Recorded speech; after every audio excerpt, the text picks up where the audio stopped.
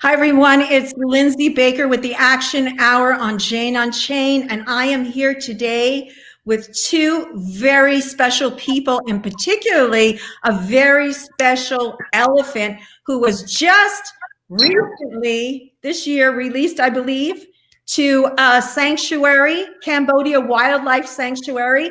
And we have Darrick Thomson here with us, and we have and Diana Munoz, but our special guest, which I want to show right now, is Kavaan, free from being in the zoo, free to roam around on this beautiful sanctuary. Diana, thank you so much for being here. And Darrick, thank you so much for bringing Kavaan on for us. How are you guys doing today? Thank you, Lindsay. We are doing great. I'm doing great, and I'm just fascinated to be here with Darrick. And of course, Kavaan, we take second and third place. Kavaan is number one, absolutely. He was just rescued 3 weeks ago, I believe. 3 weeks ago, he was rescued, and that's when he came directly from the zoo, or was there an interim stopping point in between? No, he came directly from Islamabad, directly flew to Cambodia Wildlife Sanctuary, where he has been living since the moment that he touched down, and he's been absolutely happy and blossoming. And well, Darrick could speak more of how, just the changes in these few weeks. Yes. Is Darrick, can you hear us, Darrick? Yes, I'm here. Okay. Yes, Kaavan, 3 weeks, and his changes are remarkable. Actually, they happened very rapidly. Within the first week, he went from stereotypic behavior to absolutely none. Occasionally, he has some waving, head bobbing movements, mostly related to when's my food coming, but which of course is an endless supply. But otherwise, he's really calm. He's just enjoying this time of transition. He's got a communion somewhat with his three neighbors, three other elephants, so they talk all the time. They're not overly interested in each other. Kaavan is rather aloof, but he enjoys this time. It's a transition period. He's come from a zoo and a fairly limiting environment to one better than certainly where he was, with a lot of enrichments to interest him, and food, of course, supply, which is quite varied and much more nutritious. So he's really doing well. I'm very happy for him, and I've seen the changes in his mental state. He likes to push things around. He's busted a few things here and there, which is great to see him engage with. Is he mostly on his own? He's on his own, but there are other elephants around. We're having some trouble hearing you, Darrick. Chance of enclosure. That's right. His nighttime neighbors, the other elephants. Can you hear me? Yes. Where do the elephants sleep at night? Where's the protection? Like, I see it's all open there. So where would Kavaan be sleeping? Well, Kavaan has this area right at the moment. This is kind of what we call a quarantine space while we're completing his large enclosure of 16 acres, which we're engaged in now. So he has this enclosure. It's about 2/3 of an acre. That's his space right at the moment. He is able to touch and with the other elephants that we have here. There's only 3 other elephants at the moment, and they have nighttime discussions.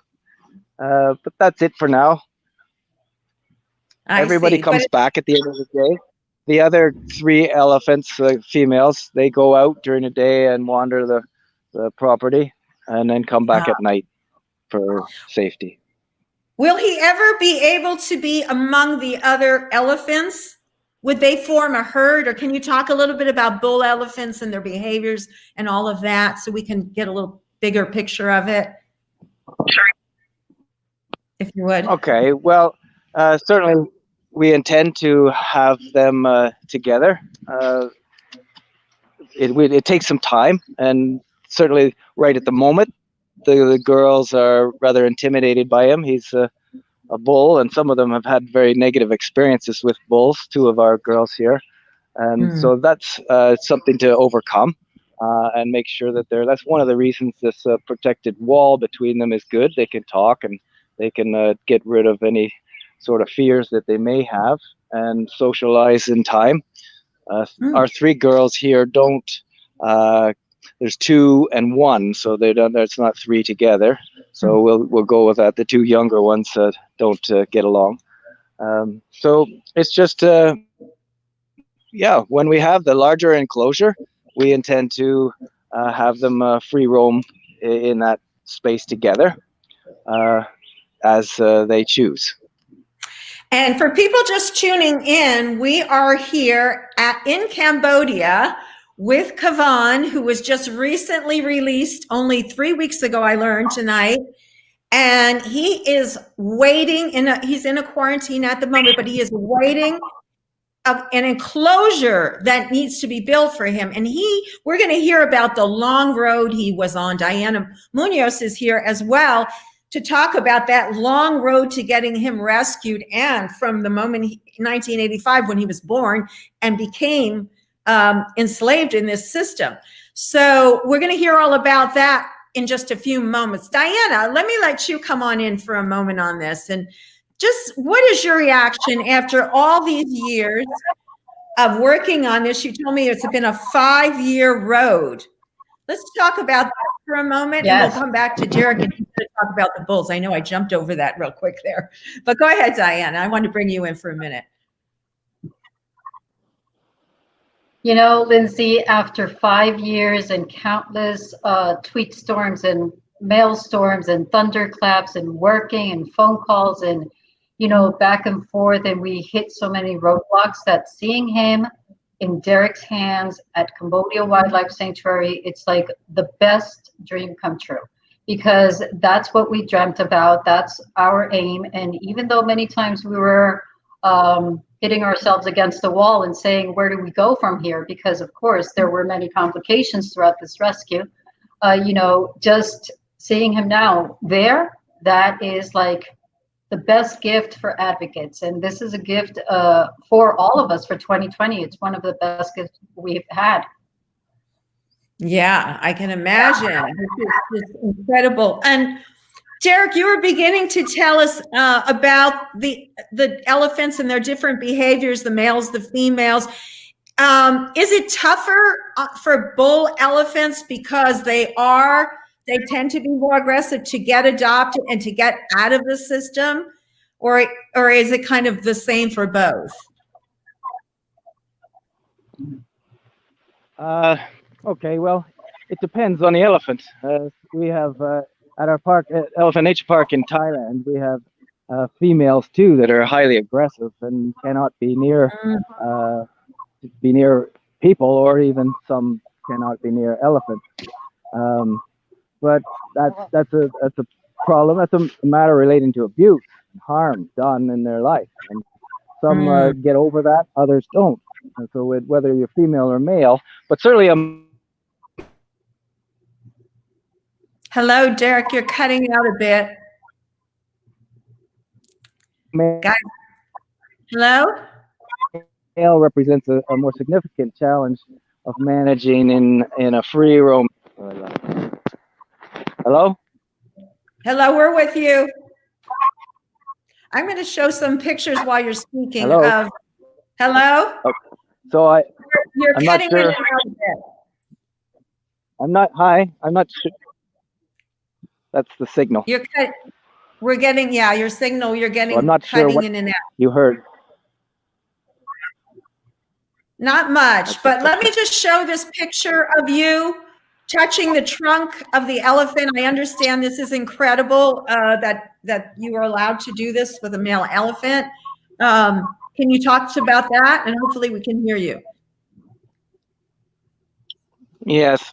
Well, touching the elephant isn't so important as giving them the space and freedom that we want for him.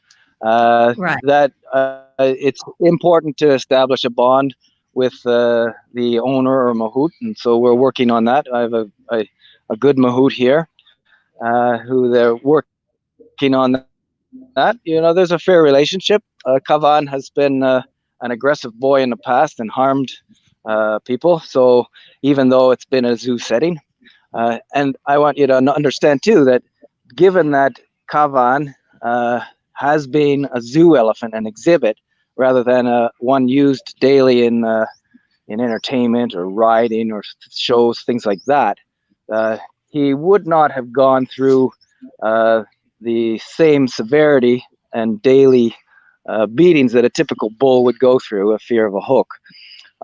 That's the status of a bull that's used typically outside of a zoo setting. They're a very dangerous animal, and without the controls put on them, for me to say, okay, Kaavan, you can go free roaming, well, understand that he's never had a mahout that managed his behavior in either a negative or positive way. So he cannot be, if I let him out to free roam our 33,000 acres, he ain't coming back. And he presents a significant risk to people. So that's why we are building an enclosure that is satisfactory and then some, because if I have a 16 acre enclosure, an elephant in general needs about 10 acres for not having to bring in food supplies, extra anything, no inputs from the outside. He's pretty much able to manage very well and happily inside that space. Bull elephants tend to be more solitary than females. Females, it's a matriarchal herd, and the herd are, other than the young with males, are dominated by females, where bulls come and go. Oh, bulls walk far more in the wild than the female, twice as far. So that's all intriguing information. You were saying that this problem is prevalent all over the world, and you wanted to address that for us. You're saying that about the problem.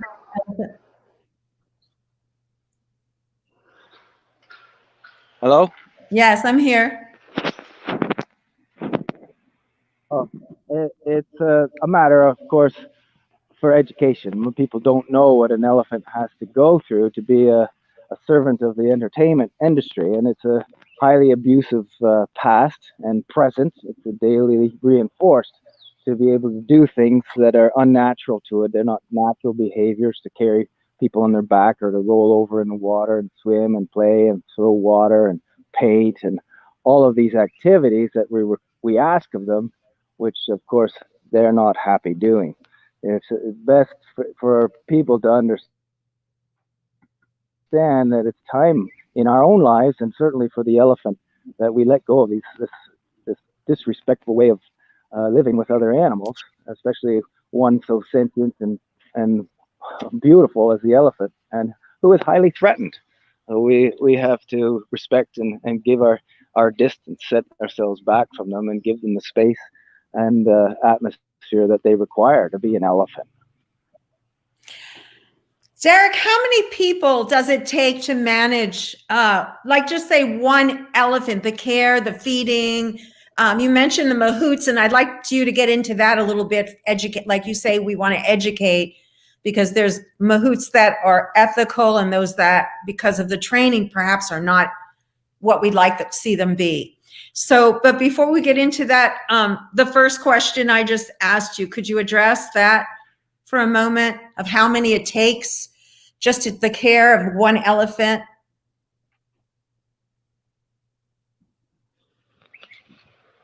Okay, so for most captive elephants, the food inputs are in the percentage of about 100%. So at Elephant Nature Park, even we bring in all the food because our land is the problem.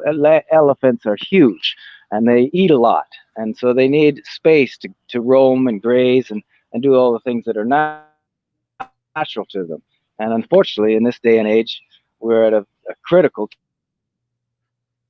time for the elephant, because that space just doesn't exist, because our numbers as humans are too great, and we've intruded into, as for the wild elephant, all of their spaces. And so we have put them at risk by our abundance. So how much does it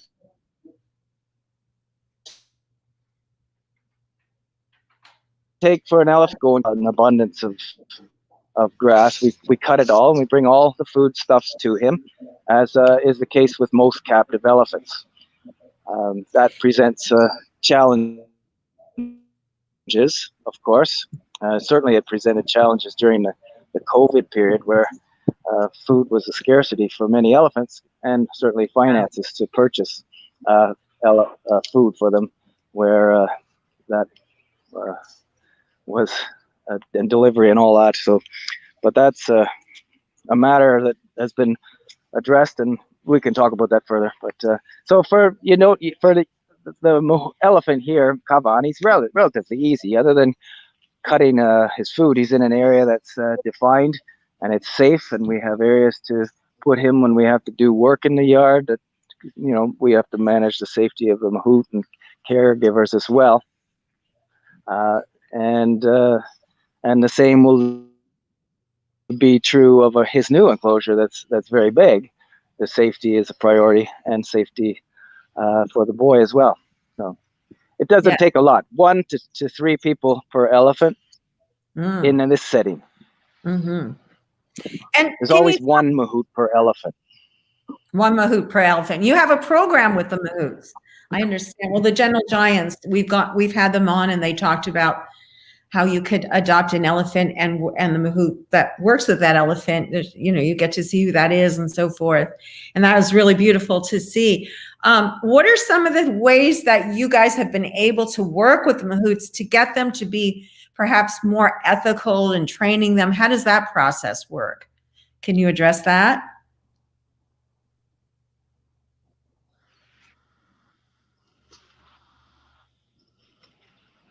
Darrick? Yeah, so when we have new elephants come, I'll speak about Elephant Nation Park, where, hello? Yeah, we're here. Where we have many elephants, many mahouts. So, and when we bring in new elephants in rescues, then we begin with new mahouts, and we have to have them adjust and adapt and understand, because almost all mahouts have a training in a former way of treating elephants, carrying with a hook and otherwise. So new mahouts typically go through a program where they are paired with a more experienced mahout at our park, and to learn a way of managing their care, their ward, with positive reinforcement, which for an elephant is always food. And so that's relatively easy, the transition. You have to be cautious and make sure there's an adjustment period with the elephant and with the mahout. And it's we want safety in all regard. It takes time for an elephant to learn a new way, as well as the mahout. Yeah, we have a couple of videos here of Kavaan. Let's watch this when he's eating.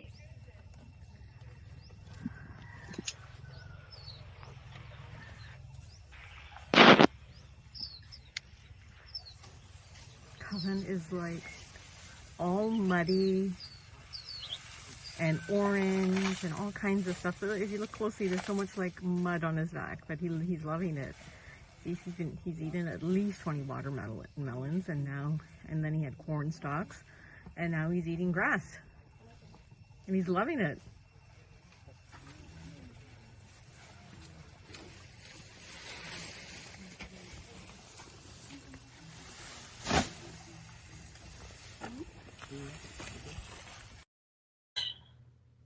Wow, that is so heartwarming. Diana, did you want to, I know you're dying to come in and talk about this, because you've been so much a part of this.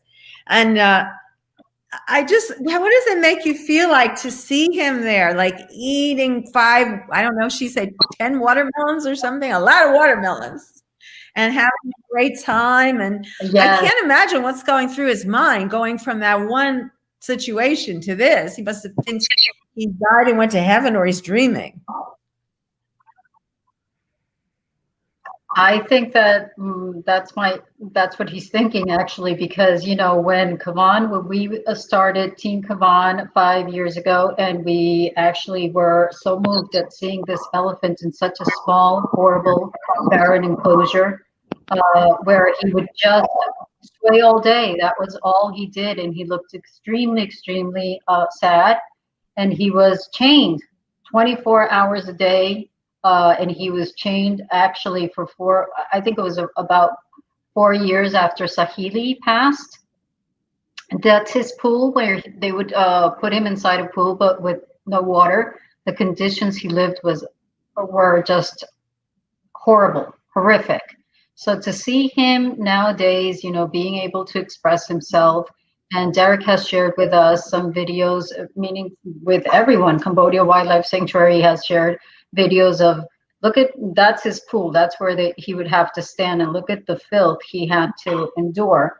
So, now we see him that throughout the night, he's a very naughty boy, as Darrick has said. Sometimes he pushes and breaks things and everything. Just being able to see him express himself the way he is now able to find his own voice and his own strength is just the best feeling ever. I think, for us who worked to rescue him, and when I say us, I mean thousands of people, warriors that followed his story, signed the petitions, thunderclapped with us, did all of the things that we have to do to be able to call someone's attention and finally get the ball rolling. It was really, really amazing. And I think, with Annika, we speak almost every day and we talk about it, and it's just like, he's our boy. We love him, and it's just amazing that we don't know him, or I don't know him personally. Annika did go and she was there when he had landed in Cambodia and has seen him before and everything.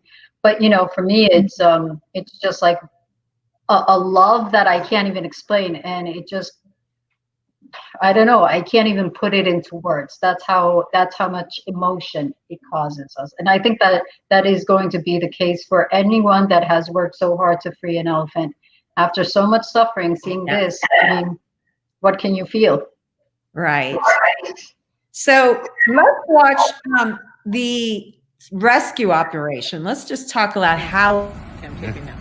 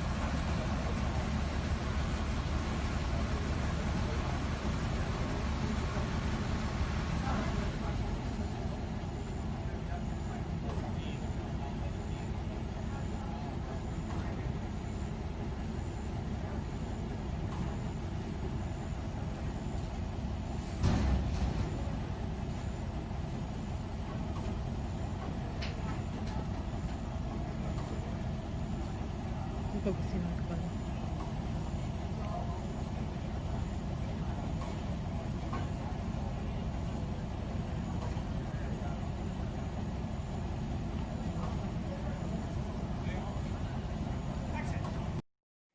I'm going to stop it there because it does go on for quite a while. But I wanted to ask Darrick if he could just address like that whole process there, and what are the risks bringing an elephant in like that, and how long did that literally take to once you brought him in there, and what were the first kind of reactions and so forth? Can you address that for us, Darrick? Hello? Is he still here with us? I think so. Darrick? There he is. Hello. Hello. Did you hear my I question? was muted. I didn't hear most. I heard a little bit at the end. Yeah, We just showed the video could of you guys. transfer and deliver. Yes, I saw that. Go ahead. So, transport of an elephant by air or land is not as common by air, so he's rather unique in that way. Unfortunate, of course, to arrive at an appropriate destination for his. I think no, you're Can you hear cutting me? out again. Do you want to? Sorry. So yeah, it would have. I was very impressed with the transfer delivery. Four Paws did an amazing job, and the plane was awesome. And then reloading and onto the transport, it all went so smoothly. And he was in a crate where his behavior, I was rather quite surprised at. He normally, and even his poo, which is something that for a carekeeper, you always are interested in what they're like, and when they're stressed, they tend to have diarrhea and that, or potentially a blockage. But he was eating and drinking water, and his poo was normal, if not healthy yet, but normal. And so I was really impressed that he survived that without any real issues. And the transport was easy, and unloading, of course. And now he's here, and his stress behaviors, which were apparent on arrival, disappeared quite rapidly as he, de-stressed in the new environment. Yeah, we have one more video to show his. I love showing these because he looks so happy. Let me show him in the mud bath. Afternoon, guys. It's Anika Salim from Free the Wild trustee here. Just showing you a little glimpse of what Kaavan's up to this afternoon. He's enjoying a mud bath, which personally I've never seen him have one. So he's really, really into it. He's just splashing himself. Look, oh, so awesome. He's here in Cambodia Wildlife Sanctuary. And he's relaxed, he's enjoying himself, and I'm so pleased to know that he will be under the Gentle Giants program, where he will be fully taken care of. He's a free elephant, nobody here to exploit, nobody here to sell his food, nobody here to ill-treat him. He's free, and then he'll be under the Gentle Giants care. Okay, take care, guys. Diana, I see you getting emotional. So tell us what are you feeling right now? No, it's just very exciting. It's like a full circle for us to be able to have him under our sponsorship program at the Gentle Giants. After 5 years, and to have that, of course, when we started 5 years ago, we had no idea Gentle Giants would ever be born. But the Gentle Giants Stay Home Project, really to have him now under our sponsorship program is a gift. People have to understand that, once you rescue an elephant, it doesn't stop there. It goes on. You just can't just say, okay, here at Darrick, Cambodia Wildlife Sanctuary in Lek, goodbye. If we can all help to be able to support Kavaan's care and now to build his enclosure, that is something that's really important, because hopefully Kavaan will live another 35 years, hopefully more, but if he's going to be there, we just can't expect to leave Darrick in Cambodia Wildlife Sanctuary in Lake Charlotte also like hanging, because right now with COVID, it's a crisis and we all need to pull together. So for us at Gentle Giants, it's really an honor to be able to help support him. And of course, anyone that wants to bring him home and make him your baby for Christmas or for Hanukkah or for whatever, you want, you can sponsor him through the Gentle Giant Stay Home Project. That's right. So we wanted to tell people, we were talking about this earlier this week, saying we have too many things in the world. It's one of the things that's causing all the stuff that we throw away. We buy it, it lasts a short time. Instead, why not sponsor an elephant, right?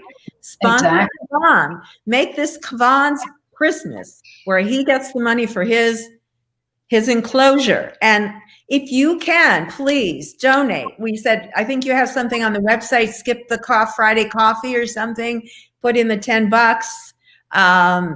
And, that's one way also. Please share out the video.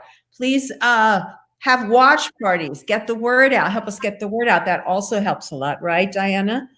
Exactly. If we all shared, if we all got the word out, and if we all really, thousands and thousands and thousands of people followed Kavaan's story. I'm talking about, it was just amazing, everyone that came together to help free Kavaan. And now we need to continue being together and standing together to care for this boy and really build that huge enclosure he deserves. He deserves a wonderful enclosure. Actually, they're building a post where Darrick will engrave the name that you pick. Each post is $300. So, this is like, anyone that wants to be able to help Kavaan this way, that's a wonderful gift also. It could be in memory of, if you're having a child, if you're getting married, if you're anniversary, you just tell us what you would like, the name that you would like engraved, and you will be part of Kavaan's permanent enclosure. And you could do it as a general donation to the gentlegiant.org. Just write on it Kavaan's post, and let us know the instructions on what you wish. But this all helps us to build Kavaan's enclosure, because this is really what is needed. And I really want to tell people out there, many people ask us, and many people as advocates go, let's get this elephant. And then we believe that once the elephant is rescued, that's it. We can just move on. And many times we can't. We just can't pretend to leave the people at the sanctuary alone with a new, huge child, that needs a lot of food, a lot of care to be able to pay for his things and everything. And again, in this COVID crisis, this is when it's mostly needed. So we need to stand together for Kavaan and with Darrick, Leck, and Gentle Giants. Darrick, you were mentioning how COVID impacted on this whole rescue operations with the elephants, the elephant trade, the tourism trade, and all of the other aspects of it. And could you address that for us now, because we're on the subject? Are you there? No? Yes. Darrick? Hi. Good. Yeah, certainly. Hello? Yes. Yes, we're here. Has had a huge impact on the captive elephant industry.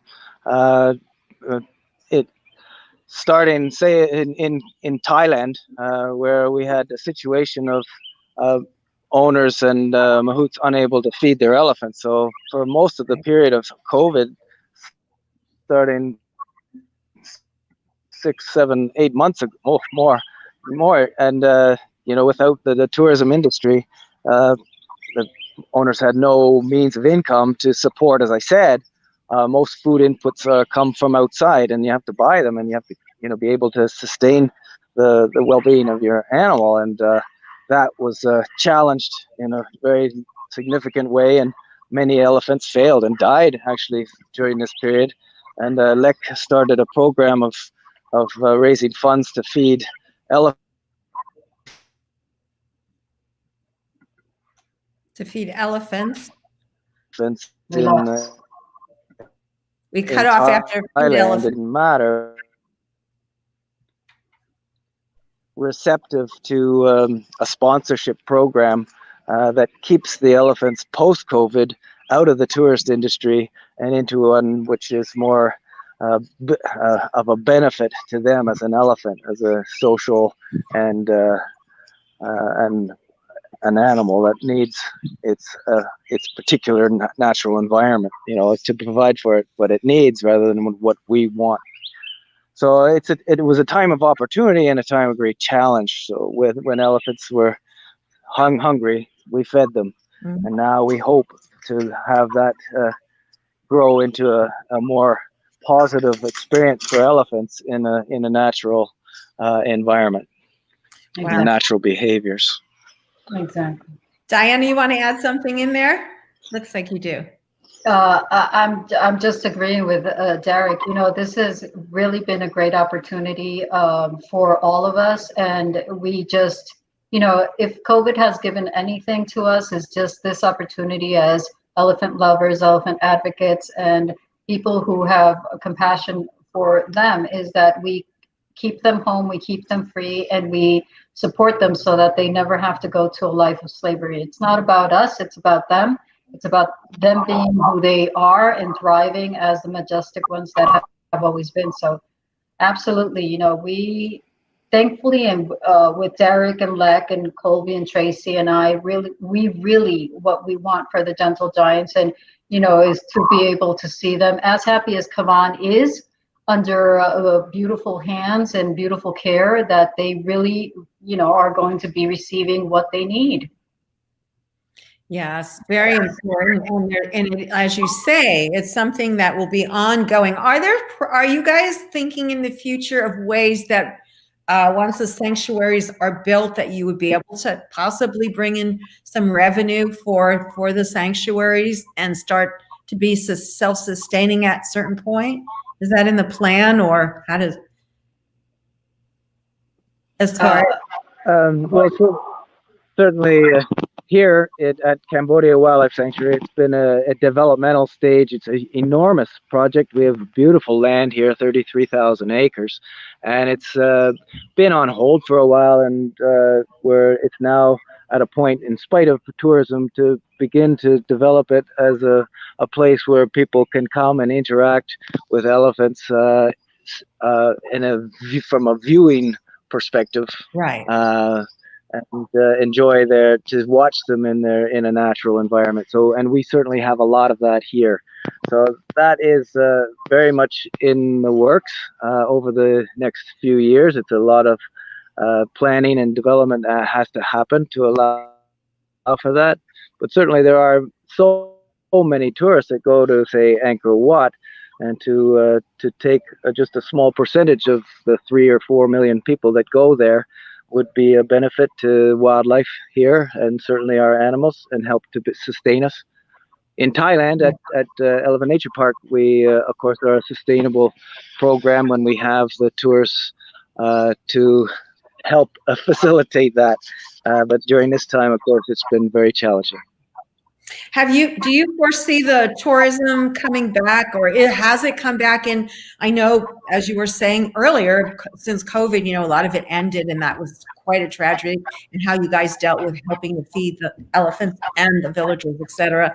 But at this point, where does it stand, and where do you see it going in the future with the tourism?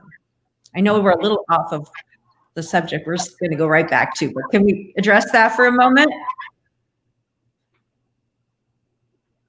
Darrick or Diana, Well, whichever that's one. really kind of up in it's kind of an unknown for many of us, and we thought that gates of Thailand were going to be opening soon, and then we had a resurgence in Bangkok just this week, and so that's put everything on hold again. And so there's a lot of unknowns, and we have to, as a species, humans, learn how to adjust to these changes and help ourselves overcome this by appropriate protocols and behavior that supports the ending of this international sort of traveling dilemma. And that's really important for us to get a grip on that, and the grip on some of the founding problems behind COVID, such as the animal traffic and treatment, the way in which we interact with wildlife as well as the domesticated animals. It's the key factor behind these pandemics, and it's no doubt, unless we change our behavior, that it's going to be something that continues and will continue to put a stops on our interaction with the world. So we have to wake up. Yes, we have to, people out there, I think are beginning to get the message, but it's a long struggle. And at this point, you guys need help keeping this thing afloat, keeping this thing going. What you've done so far is amazing within the short period of time. I know Gentle Giant, you guys have been working forever on Save Elephants, but the new project that just came out recently, Gentle Giant's nonprofit, and what you guys have all been able to, a big overall team, we all work together, has been amazing. Diana, you want to just talk about that for a few minutes, or? Yes, absolutely. You know, Gentle Giant Stay Home Project, as you know, was born because of the COVID crises. As Alec and I were talking, what do we do to help the elephants? And we never ever thought that it would ripple into the wave of love, kindness, and compassion it has, because now we've been able to help 106 elephants. And, you know, we're supporting them, paying wages, paying elephant food, and also buying the food from the farmers and all of this. So I think that, you know, it's been amazing that in this time of crises and everything, people have learned to really be able to love elephants from afar and help them, want to actually help them. People are being very generous. And that's what we have to continue doing. We have to learn to love these majestic beings from afar, respecting their space, respecting them as individual beings. And that's exactly the same thing going back to Kavaan. You know, Kavaan right now, we need to build his huge enclosure so that he can really get a grip of what life is as being a free elephant. And, you know, we worked 5 years so hard for this. So I really hope that people, all of Kavaan's followers, all of Lek and Darrick's followers, all of our followers come together and really help us with Kavaan's enclosure and, you know, moving this forward, because I think it's so important that after so much work, so many thunderclaps, twig storms, maelstrom, you know, and now we have, like, we're going to be there, but we have to be in Kavaan's life for a very long time. Like through the sponsorship program, they're going to be able to follow his life. You know, we'll be posting pictures, just our videos. They could go to Cambodia Wildlife Sanctuary, to Darrick's page, you know, and they post updates every day, which are absolutely fascinating. And we get to be a part of that. We really get to be part of the rescue, and now the after, you know, his life, the way it should be. Seeing him happy, which is so incredibly uplifting and encouraging, that more of this can happen, and more elephants can be saved, and more education can happen. And it's not just saving the animals, which is an incredibly important thing to do from an ethical standpoint, from a health standpoint, as Darrick was saying, how we interact with them impacts completely on all these zoonotic diseases that will continue to, you know, mutate, like we have a mutation now. So this is going to continue to happen. And what we have to do is get this going in the other direction. And you guys are doing it, and you need help. So folks, please remember, please share this out. Another thing I wanted to say is Christmas time, holiday time, Hanukkah time, all the holidays.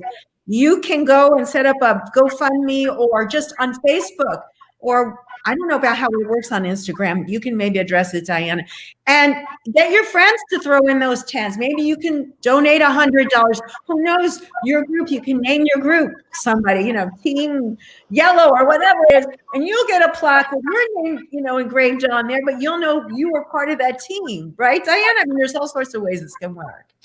Absolutely. And the good thing, or the most fascinating aspect of having your name engraved in one of these posts, is that it's going to outlive you. And you're going to, this is like the legacy we are all leaving as a team, as you know, to rescue Kavaan. I want to tell you that it was really a coalition of organizations, people. It wasn't one. It doesn't belong to anyone. It belongs to everyone that participated. So, you know, if you have your post engraved, which is, again, I'll tell you, $300 to have your post engraved, to have your name engraved on a post that will be his permanent home. You know, this is a legacy. This is what we have accomplished together, and we have done it because of love. And the most gratifying thing is to see him to be able to roam in the 10 or 15 acres that Darrick has been very, very busy and with tons of love and dedication building for him. Darrick can tell you how big. He took us on a ride through one of his videos. Oh my goodness, that area is huge. Next time. Next I wanted time. to ask you, do you guys have any merch for fundraising? Do you do merch? Like No. Kavaan merch, t-shirts? I know I'd buy some, and I'm sure some other people, hats and stuff. I will look into it. You should look into it. There's organizations out there, printing organizations, where you can print on demand as orders come in. Wow. So look into that.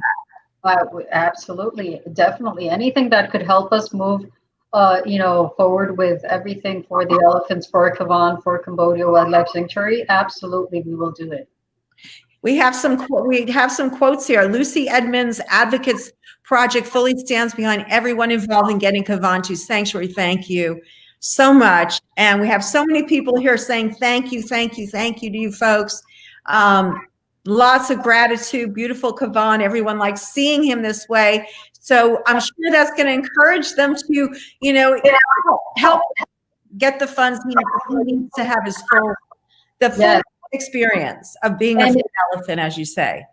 Exactly, and it's not a little penny. Darrick, let Darrick tell you how much his full enclosure costs. So. Yeah, go ahead, Darrick.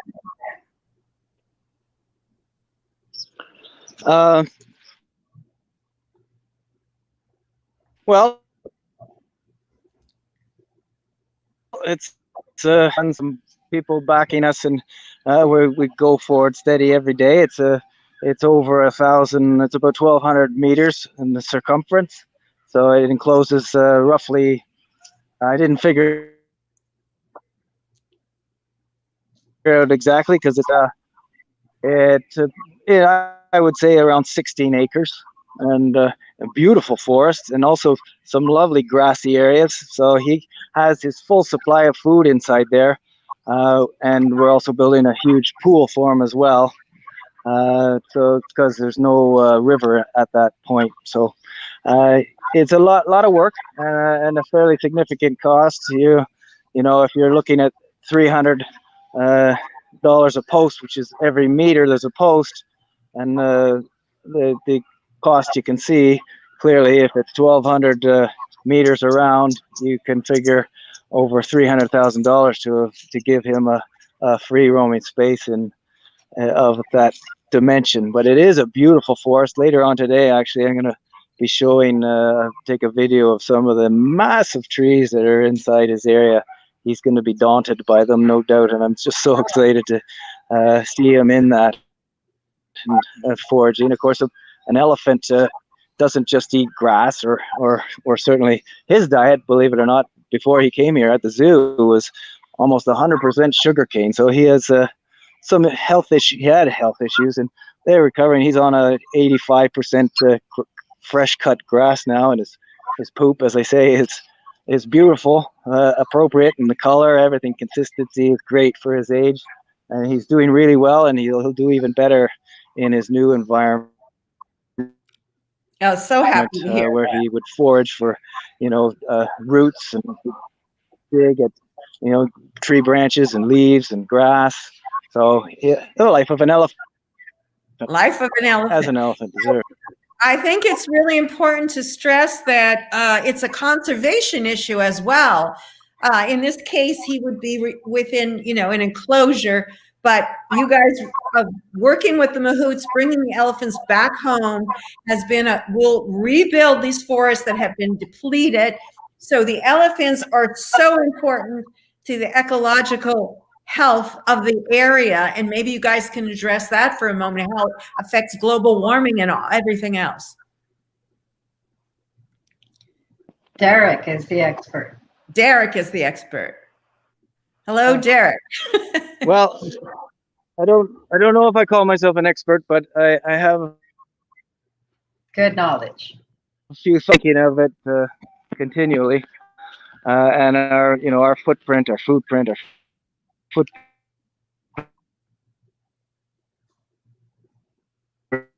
Oh, we're losing you again.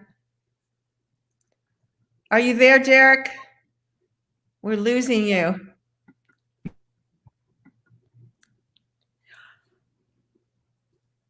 Darrick, can you hear us? I think he's frozen. No, I think the sound will be back soon. Yeah, so I think he was talking, Diana was talking about the carbon footprint. The earth and what we've done. It's very difficult. Conservation is I've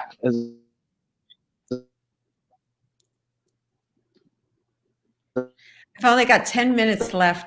I think we should kind of try to wrap up with, I'm afraid, Darrick, we're losing you, and I think he's going off. Oops. Yes, he's falling. So what he was actually saying, he's back. He resurrects like the phoenix. We want to wrap up, Darrick, in the next 10 minutes. So I'm going to give you 5 and Diana 5. So can you just go ahead and tell us what you think is most important that people know before we have to go off? Believe it or not, we've used it up almost all our time. Go ahead.